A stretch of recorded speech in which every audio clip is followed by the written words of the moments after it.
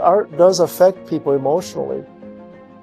Going through the exhibition, I'd like people to feel what the paintings are saying, and hopefully there'll be some sort of connection between the viewer and the artwork.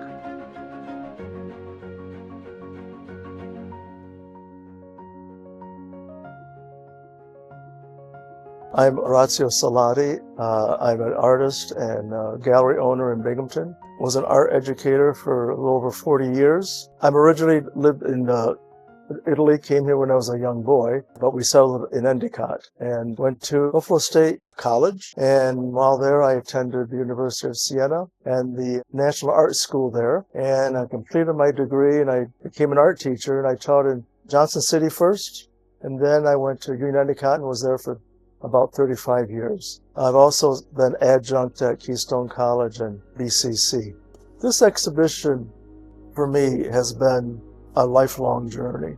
Viewers always seem to be interested in the life of an artist, the direction they go into, why do they create certain pieces. And this show came together about 2.5 years ago, and I thought maybe it'd be interesting to have more of a retrospective, showing and showcasing different periods of my life as an artist, and I discovered a lot about myself through all these years of working as an artist.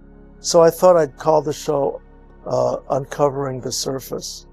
And there's many aspects of myself that I have, I would say, peeled away, personally as well as creatively, from my first beginning as a fiber artist to what I'm doing currently, which is completely different. There's about 75 pieces in the show, dating back as far as 1975 to June of 2025. So it's really a very broad indication of what I've done for all those years. People may come into this exhibition and think that there might be 8 or 9 different artists that are exhibiting, but I'm sure it's just me. The pieces that I selected for this exhibition were pieces that are most meaningful for myself, and I think also for the viewer. From a Native American massacre, which was part of our history, to the depths of depression that I went into after realizing what we did to the natives. As an Italian coming from Italy, all throughout my teaching career, I was a practicing artist, starting back from my earliest pieces, I would say 1975. I had taken a fibers class at Buffalo State that completely changed my perspective and view on fibers, painting, textures, color, and I basically became a textile artist for about 15 years until I went back to painting. And I've been a painter since. Started painting more, I'll say, realism. It began with the massacre of a Native American encampment on Lakota Sioux in the northwestern plains, and I illustrated a book. And the book kind of took off, did a lot of promotional gatherings around the country, national television, things of that nature, and it just led me to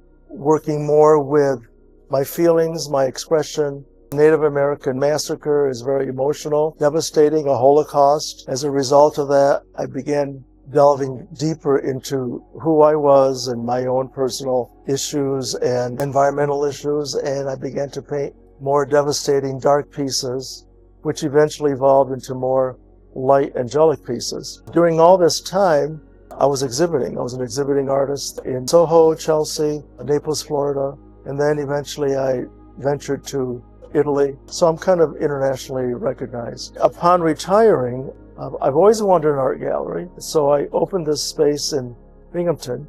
Prior to that, I had a studio in Washington Avenue for about 16 years before I came to Binghamton in 2000. I've been here since. My gallery is still there after 24 years. It's been great. The community has been very embracing, and now that we have this art movement that we have in Binghamton, it seems to be growing and growing. Then I was approached by Roberson if I'd be interested in having a show here at the museum. Roberson's a very special place to me because I remember as a young boy coming in from Endicott, I used to take classes here on Saturdays. I would take the bus from Endicott and I would come to the big city because we thought Binghamton was a city. Cars, people walking, and a lot of hustle and bustle back in the 60s. As an adult, I'd bring my students here And to have a major show here was more of a, not a lifetime achievement, but an honor that the community would recognize one of their own. And I also have to thank my collectors for donating and loaning their pieces to the museum for this exhibition. Without them, I don't think I could have filled the gallery.